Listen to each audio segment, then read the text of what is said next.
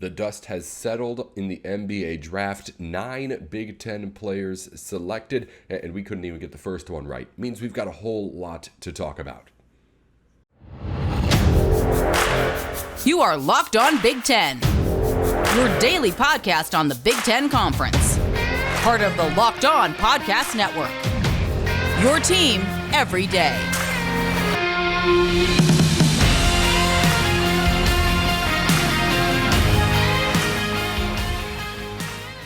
You're listening to Locked On Big Ten. Thanks for making the show your first listen every weekday, at least 3 times a day as well during these off-season months. I'm your host, Nate Dickinson, and coming up on today's show, we'll get into later on some updated men's basketball odds. IU, the new favorite in the Big Ten at the betting sites. But before we do that, of course, the NBA draft yesterday. We'll dive into everything that we saw last night before talking to Matt later on here right now. But again, first, before we get into it, thank you for making Locked On Big Ten your first listen every weekday. All right, let's start talking about this draft. Again, 9 Big Ten players selected, and we have to start right at the top with the first one off the board because it is not the one that we thought it was going to be, or at least I thought it was going to be going into last night. I had said for a couple weeks at the very least now that I thought that Jaden Ivey was not only a lock to be the first player taken out of the Big Ten, but I thought he was a lock to be that number 4 pick. He was somebody who I think had never really climbed up to the range of Smith, Banchero, Holmgren, but I think he had separated himself in the pre-draft process from everybody else, or at least I had thought, but instead, at pick number 4, the Sacramento Kings not only don't trade the pick, something I thought was becoming maybe even a likelihood by the time we got around to draft night, but they also don't take Jaden Ivey. And not only do they not take Ivey, but they take another one of the Big Ten wings in Keegan Murray out of Iowa. An interesting move, but it's something that, while unexpected, I feel like if you're a Kings fan, you have to be at least confident in the pick, right? At least thinking it from a Big Ten perspective here. Here's what I had when this initially happened going through my head. First off, was not expecting that. Did not think that Keegan Murray and Johnny Davis were on the same level that Jaden Ivey does. Just Murray going first made me reevaluate, like, okay, is this Ivey then Murray and Davis? Are all 3 on this same tier right here? Could we see Johnny Davis go before Jaden Ivey too? All that starts happening, but then I think about, okay, what goes through the Kings' minds in making this decision? Because Jaden Ivey was obviously on the board there for him too. They had a pretty good idea sitting at pick number 4 who was and wasn't going to be there. So, if you take that into effect and you see that really they were able to look at everybody else on that draft board, narrow it down to, let's say it was Murray and Ivey that they were choosing between. If those are the 2 guys you're trying to decide between, I don't know if the situation gets really any better for you as an NBA scout, because these two guys play in the same conference in the Big Ten against the same team. So when you're looking at film and things, yeah, you can look at Jaden Ivey against Apollo Banchero, but those guys aren't playing the same teams night in and night out. And teams change over the course of a season. Teams change over the course of a week in college basketball. We know that, but when you're looking for side-for-side comparisons here and trying to figure out in the most minuscule of margins, what's the difference between Keegan Murray as a prospect and Jaden Ivey as a prospect? The Kings were able to look at everything. You want to know who does best against the good defenses out there? You can look at the games against Indiana for both Iowa and for Purdue. The sample size is there for a Kings team to be more confident in taking a Keegan Murray over Jaden Ivey than, say, an Ochai Agbaji or anybody else from another conference over Jaden Ivey there too. The point I'm trying to make here is that if you're going into the front office at Sacramento and you're saying, okay, we have it down to these 2 guys, if that was the case, I think that at least if you're comparing 2 guys from the same conference, you're able to maybe more confidently make that leap and take the Keegan Murray that we didn't think was going to see be taken at number 4 over Jaden Ivey, who then goes right after at number 5 to the Pistons. I still think Jaden Ivey is the best player out of the Big Ten in this draft. I still think Jaden Ivey has plenty of potential to become the best player, period, out of this draft. And I think if I was a Detroit Pistons fan, I would be ecstatic right now at the idea that at number 5, I got a guy who could be the number 1 out of this draft class. There are not that many picks that you can say that about. Obviously, the top one's all there, but I'd be very happy if I'm a Pistons fan. I'd be happy if I'm a Kings fan too, because, well, maybe my guy wasn't Keegan Murray. Maybe I wanted Jaden Ivey over him as a Kings fan. If I was a Kings fan, I don't want to be a Kings fan. But if I were a Kings fan, like say I wanted Jaden Ivey at that 4 spot, at the very least, if my team takes Keegan Murray, I can go into my head and think of the process that went through, that they had to go through to say, okay, this is our guy instead of that. And at the very least, that process includes at least a sample size of them playing against similar and same teams and players. That I think matters, at least, at the very least, a little bit. Moving on. Other notes that I had just on the players drafted, let's, of course, just go down the list first. Murray went 4th to the Kings, then Ivey 5th to the Pistons. Next was Johnny Davis, of course. He goes 10th to the Wizards. Malaki Branham fell a bit out of the lottery. We were talking about him edge lottery range. He goes down to 20 in the San Antonio Spurs. That was something I wasn't super surprised by, just because I felt like the hype around Branham had been built a whole lot in this pre-draft process. I think he had been someone who had been like, all right, lottery pick potential is there throughout the course of the season. But at the end of the year, I was not thinking, oh, this is someone you need to be spending one of the first 14 picks in the draft on. And he doesn't go there. He goes 20 to the Spurs. I think it is a smart pick at 20. I think it makes sense that a smart team like the Spurs picks it. Moving on, it's Caleb Houstan then in the second round. Those are the 4 first-rounders. Caleb Houstan in the second round goes number 32 to the Magic. Max Christie of Michigan State, 35 to the Lakers. Bryce McGowens, 40 to the Hornets. He falls down a little bit. He was kind of thought of as maybe a fringe first-round guy. EJ Liddell, 41 to the Pelicans. Moussa Diabate, 43 to the Clippers. Both those Michigan freshmen get drafted, Diabate and Caleb Houstan.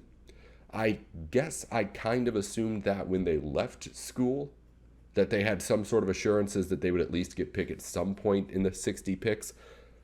They get picked rather high, though, if you ask me. Caleb Houstan at the start of the second round is not what I was expecting. Moussa Diabate, I was thinking would be more toward the end if he got drafted at all. So Big Ten, I thought, had a really good showing as a whole here in this draft. Of course, the top guys are the highlight. 3 picks out of the top 10. 4 players invited to draft room. That's big stuff. That's stuff that people see, and when you see those Big Ten logos, it's stuff that players and recruits remember. So good showing on the Big Ten on that front. We're going to talk more about what the actual fits are and things like that with these teams later on. I'm very interested to hear how like Jaden Ivey fits into that already really interesting young Pistons team. That's going to be something to talk about. Malaki Branham in with the Wizards too. We got Jay Stevens in on Monday, who I'm sure will have more to say about that fit. And of course, everybody else, 7 other guys to get into as well. We're going to talk a whole lot more draft at the start of next week when we can get someone in here now that the picks have been made. In a second, though, we're going to talk with Matt Sheehan about what's next for Big Ten basketball. Draft is done. We're going to get into the latest odds from BetOnline that have the Indiana Hoosiers as the favorites in the Big Ten, with Trey Jackson-Davis coming back onto the court. Is that right? Should they be heavier favorites than they are right now, with Michigan still right behind them? We'll talk to Matt about all of that here in just a second. BetOnline is where the game starts if you're a sports gambler. If you're someone who needs the information, needs to make sure you have everything you possibly could before putting that bet in and making sure that you got it on the right spot, BetOnline can help you out with all of the latest odds, movements, inlines, and anything else that you could possibly need to know at betonline.net. Then, of course, when you're done looking and doing all your research, you can place your bets at BetOnline too. It is a one-stop shop for anything that you could possibly need as far as your sports gambling goes. Head on over to BetOnline right now and see what we're talking about. It's a website that, one, looks good. Can't promise that with all of your sports betting sites. But also, again, has everything that you need in that one stop. If you're someone who is liking to get all sorts of information, you know it can be very tedious keeping all those tabs open, trying to keep track of all the stuff that you're taking in. BetOnline can pack that all into one convenient package for you and deliver it to you, of course, over at betonline.net. So head on over to the site, check it out now at BetOnline, where the game starts. But yeah, I just have their line and then the other top lines around the Big Ten. We won't again need to get too much into things. All right. Works. Cool. Sweet. You're tuned in to Locked On Big Ten. Now that the NBA draft is done, we can start to again look forward to the next Big Ten basketball season. We'll, of course, talk a whole lot more draft stuff as we start to get acclimated with the new Big Ten players and their NBA teams. Matt Sheehan's with us here to talk on the show with us as well. It'll be after it had already happened, but Max Christie's hoping to get drafted here tonight. Matt, what are you feeling about his, I guess, prospects going in as a prospect? Yeah, it's odd, right? I'm an MSU guy, Locked On Spartans. I love all my Spartans, but wow, was that underwhelming last year, huh? For a 5-star kid, shot less than 30% in Big Ten play.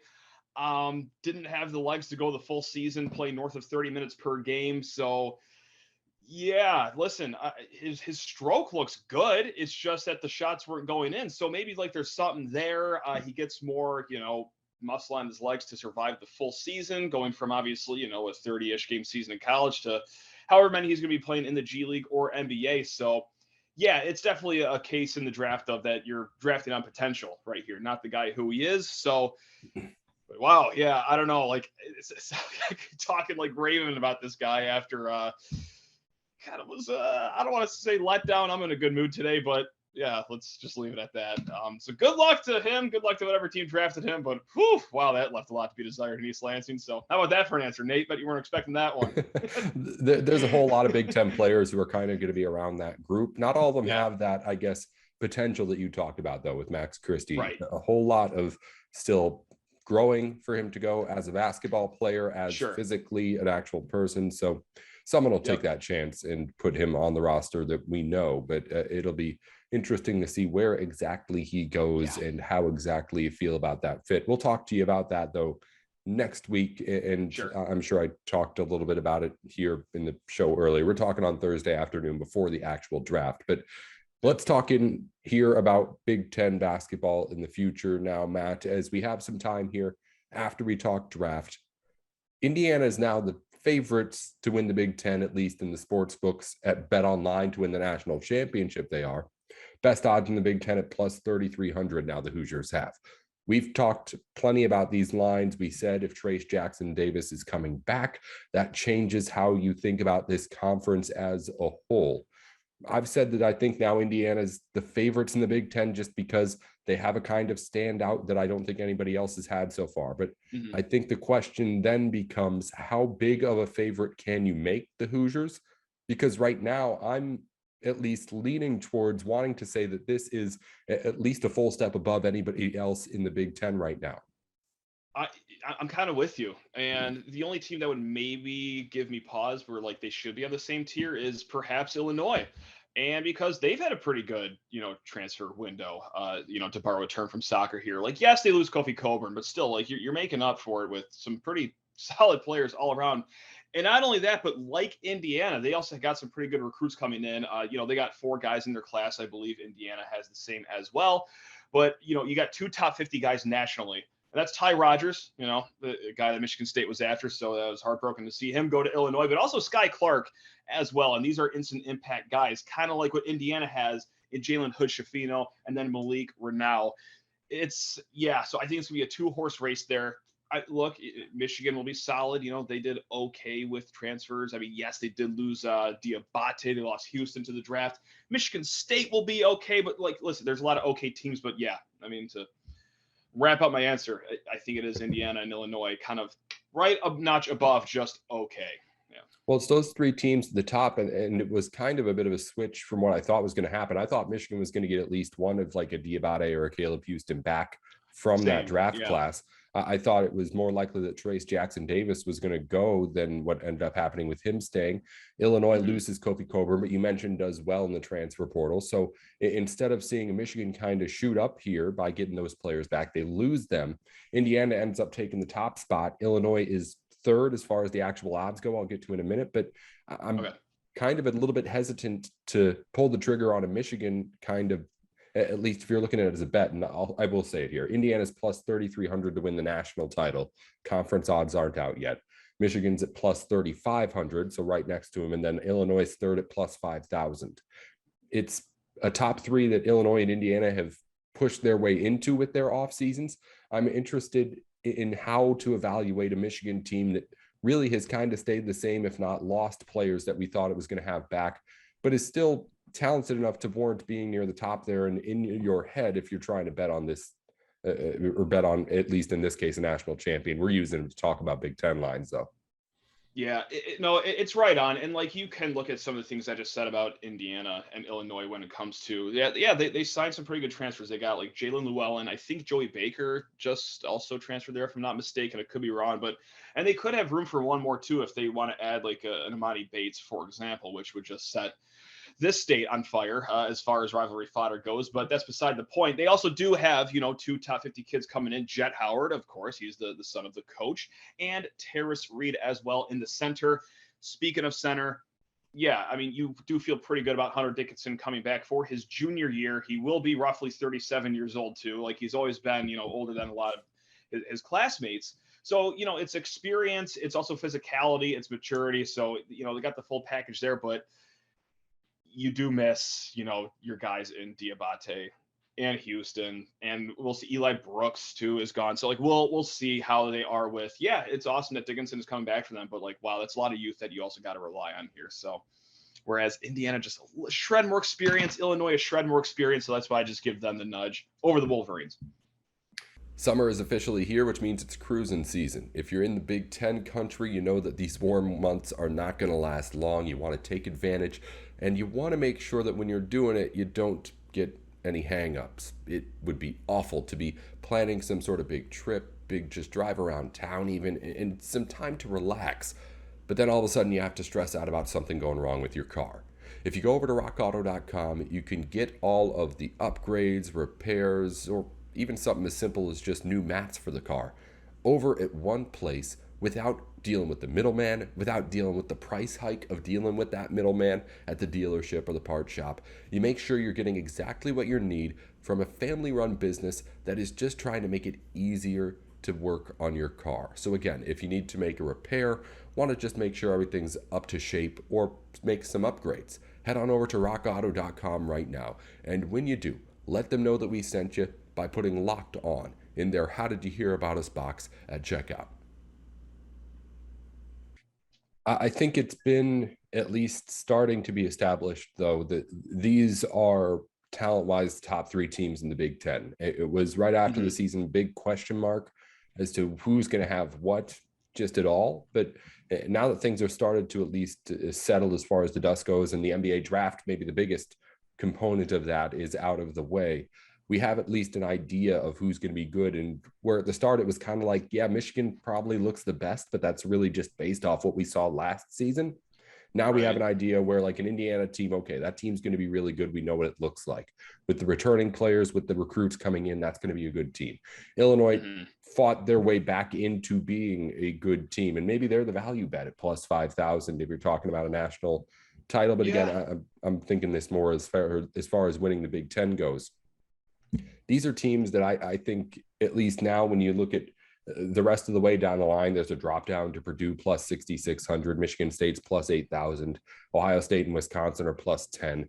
Those are the teams where it's like kind of middle of the pack. Okay, they may be the long shot picks to win a Big Ten. Wisconsin won the Big Ten from that spot last season.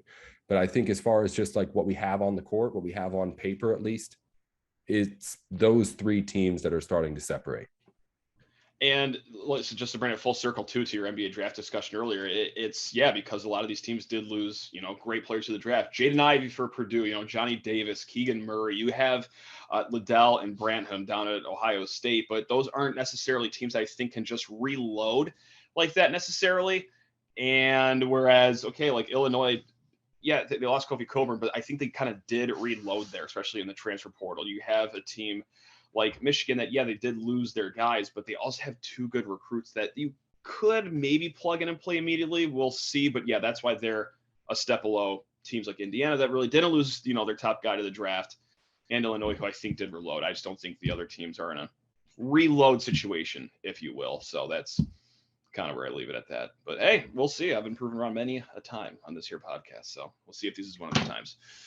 So the point of the conversation was to talk more about kind of just the betting lines here. And again, we don't have the Big Ten lines out, but as far as just national championship odds go and taking things based off that, it is Indiana plus 3,300, Michigan at plus 3,500, Illinois at plus 5,000 right now.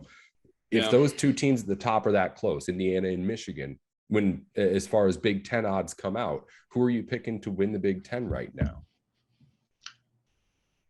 That's a good question. No, I got to go Indiana here, just because I love the way they ended last season, and they had a lot of good momentum at the end of last year, and I think they kept enough of the pieces around to continue that into next season, along with the star-studded recruits. So yeah, whereas Michigan was always like kind of a team that was spent the whole year trying to find itself, and yeah, sure, they made it to the Sweet 16, but that's what happens when you get to play a Mountain West team in the first round, and then Rick Barnes in the second round. That's the Sparty of me trolling right there. But let's be honest, Rick Barnes kind of sucks in March. So, like, I don't know. It was kind of like a facade to me. That seemed like more of a mirage than actually Michigan carrying solid momentum into next year. And you're doing it all without two players that just went to the draft, and praying that these freshmen can step up somewhat in their spot. So we'll see. Fascinating season coming up for the Wolverines. Fascinating season coming up. Mm-hmm.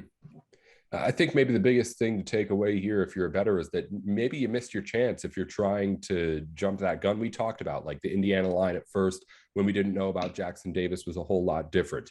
Illinois, we had no idea they were going to be doing what they did in the transfer portal, but that team now has a line that's a whole lot different. We knew this was a possibility that these teams would be getting these players back at some point, or would be finding it out at some point. So I think if you're someone who's like, oh, I want to bet Indiana to win the Big Ten title, shot's still there. And I think there's a decent chance that the gap gets wider between themselves and Michigan as the season gets closer. But if you're looking for like the time when it was the most valuable, there was a time when Indiana was like third, fourth in this conference on the lines. Now they're number one right now. And that time has already come and gone. So I think if you're, again, thinking of it from a betting standpoint, maybe you missed the gun, but at the same time, I think it's early enough where you can really, like, if you have faith in, say, a Hunter Dickinson, I mean, that team does have the most experience maybe coming back on its roster right now. I mean, it's hard to say, but I still think there's value to be had if you're trying to put money anywhere. Maybe Michigan is that value team now, where before they were the favorites. Yeah, it's all preference at this point. But yeah, I mean, Indiana, I don't necessarily hate that. Hey, if you're going to bet it, you might as well do it now instead of, late February when they're already up 3 games on anyone else in the Big Ten. So, but I don't know. It's fascinating. It's going to be a mucky year coming up for the Big Ten. It's just, can Indiana keep their shoulders above all that muck that will be going on below them? Who knows? Purdue wasn't really able to do it this year, even though I thought they were going to be the top dog. So, not to talk about their rival right now, but yeah, hey, right now might be the time to strike while the iron's hot for Indiana. Well, we can talk about this more when actual Big Ten lines come out here. Just wanted to take a second to take a look at it since, again, NBA draft's over. We now have a much better idea of what teams are going to look like, and lines have changed since the last time we talked about it too, with Indiana at top, at least the national championship odds picture at Bet Online. Matt Sheehan's over at Locked On Spartans every single day, at least 3 times a week during the off season here. When we get started up, it'll be back to Monday through Friday. Matt, thanks as always for joining us. I'm sure you'll be talking Max Christie on the show here today on Friday, where we're going at anything else that's going on with the team. You nailed it. Yeah, Max Christie, maybe another football commit. I don't know if this is crazy that we're talking about football recruiting this much as a Michigan State fan base, but woo, we're loving it. So yeah, keep it tuned. Locked On Spartans. Nate, you're the man. Go enjoy your weekend, man. Let's go. Awesome. Thank you as always. Bang. Yeah, for sure, man. So, catch you